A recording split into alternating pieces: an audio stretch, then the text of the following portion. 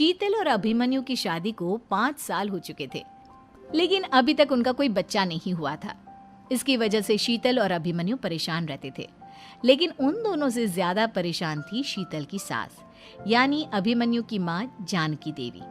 जानकी देवी चाहती थी कि जल्दी से जल्दी उनकी गोद में पोता या पोती आ जाए, और इसीलिए वो अपनी बहू शीतल को लेकर एक दिन हॉस्पिटल पहुंची। डॉक्टर मैडम, जरा ठीक से चेक करके बताइए ना।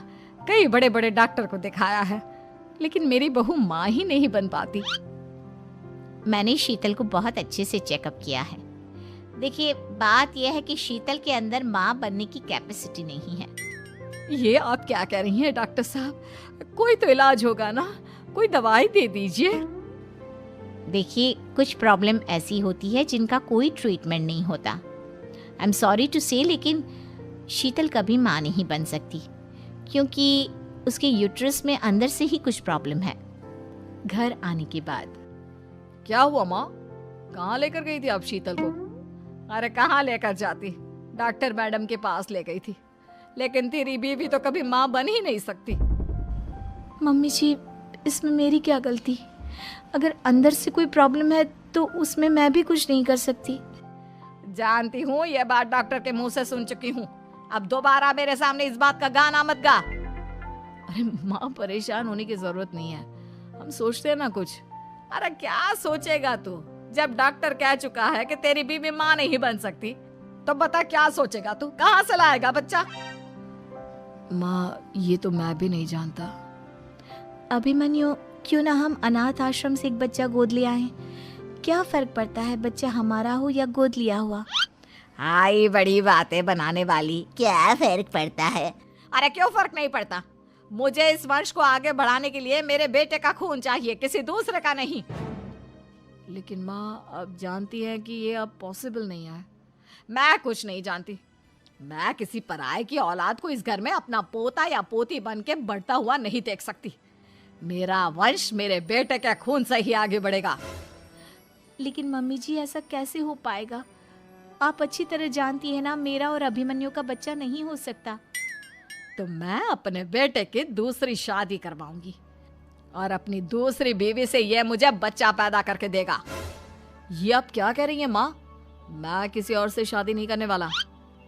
मेरे रहते हुए आप अभिमन्यु की शादी किसी और से करवाएंगी? मम्मी जी, आप ऐसा कैसे कर सकती हैं? तू बस देखती जा बहू, मैं ऐसा कैसे कर सकती हूँ।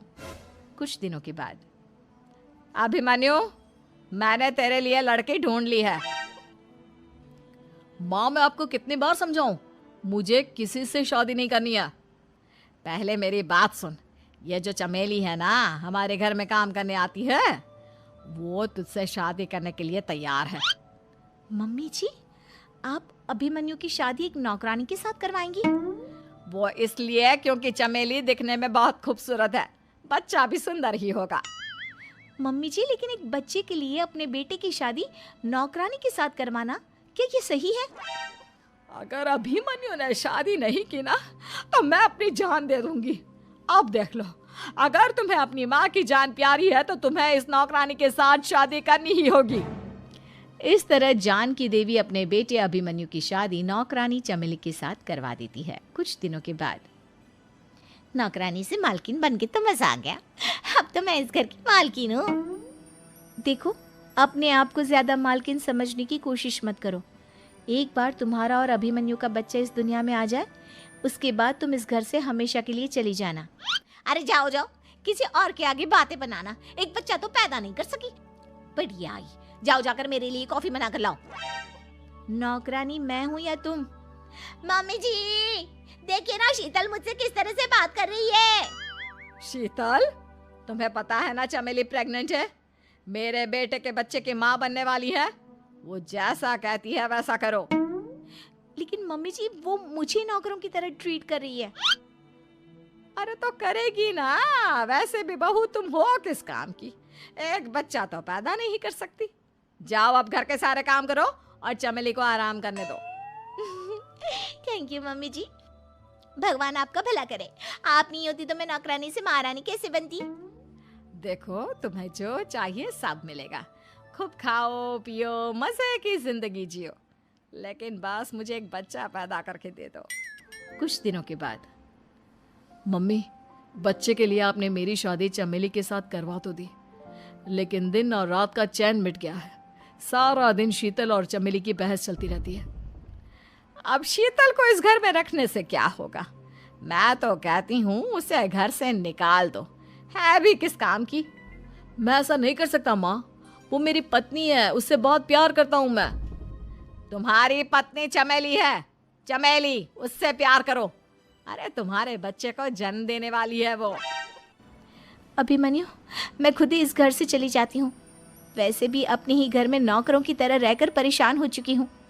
घर की नौकरानी मेरे ऊपर हुक्म चलाती है, वो तुम्हारी पत्नी बन चुकी है। अब मेरा इस घर में क्या काम? अभिमन्यु के बार बार रोकने पर भी शीतल उस घर से चली जाती है। कुछ दिनों के बाद चमेली एक बच्चे को जन्म देती है। भगवान ने मेरी सुन ली, मेरे बेटे का घर भर गया, उसका अपना बच्चा इस दुनिया में आ गया। मम्मी जी, बच्चे को हाथ लगाने से पहले मेरी एक शर्त तो सुन लो। तुम कहना क्या चाहती हो चमेली? आपकी मम्मी को बहुत शौक था ना अपने पोते को खिलाने का। अब देखो, इस दुनिया में हर चीज की कोई ना कोई कीमत तो होती है। तुम अपनी आधी प्रॉपर्टी मेरे नाम कर दो, बच्चा तुम्हारे नाम। अरे लेकिन मैंने अपने बेटे से तुम्हारी शादी करवाई है, अब ये सौदेबाजी कहाँ से आ गई? जो औरत अपनी बहू को घर से निकाल कर एक नौकरानी के साथ अपने बेटे की शादी करवा दे, वो तो सौदेबाजी कर ही सकती है ना। उसका कैसे भरोसा कर सकते हैं? मुझे बस आप लोगों की प्रॉपर्टी चाहिए, उसके बाद ही बच्चे को आप हाथ लगा सकते हैं। मैंने कहा था ना मम्मी, आप गलत कर रही हैं। देखिए, उसका नतीजा आपके सामने है। जब शीतल को पता चलता है कि अभिमन्यु और चमेली का बच्चा दुनिया में आ गया है, तो वो अपने घर पहुंचती है। अभिमन्यु, कहाँ है आपका बच्चा?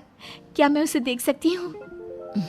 कुछ भी मत पूछो शीतल, माँ की हुई एक गलती हम लोगों पर भारी पड़ रही है। वो नौकरानी अपनी औकात पर आ गई है और अब हमसे अपनी आधी प्रॉपर्टी मांग रही है, वो भी बच्चे के बदले में। एक बात कहूँ अभिमन्यु, आप उससे कुछ भी देने से मना कर दो। अरे कैसी बात कर रही हो? मेरे बेटे की औलाद है उसके पास, ऐसे कैसे मना कर दे? मम्मी जी, वो अभिमन्यु का बच्चा नहीं है, वो चमेली और उसके बॉयफ्रेंड का बच्चा है। ये तुम क्या कह रही हो शीतल? ये देखिए वीडियो, चमेली और उसका बॉयफ्रेंड आपस में बातें कर रहे हैं कि उन दोनों ने मिलकर आपको बेवकूफ़ बनाया है और अब इस बच्चे के बदले आपसे प्रॉपर्टी भी हड़प लेंगे। हे भगवान, ये मुझसे क्या हो गया? ना तो बच्चा मिला और अपने बेटे की नौकरानी के साथ शादी करवा दी सो अलग। अब क्या होगा? मुझे माफ़ कर दो शीतल, मेरी वजह से तुम्हें बहुत तकलीफ हुई है। अभिमन्यु, मैंने कहा ना, उस नौकरानी को उसके बच्चे सहित इस घर से बाहर निकाल दो। लगता है मेरे अभिमन्यु का बाप बनने का सपना अधूरा ही रह जाएगा।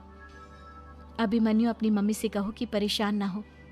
आपको याद है एक बार हम एक IVF सेंटर गए थे, मैंने फिर से वहाँ जाकर बात की थी और आपको पता है इस बार मैं प्रेग्नेंट हूँ, क्योंकि हमने वहाँ पर प्रोसीजर करवाया था जिसकी वजह से मैं प्रेग्नेंट हो गई थी और इस बात का पता मुझे बस कुछ महीने पहले ही लगा है।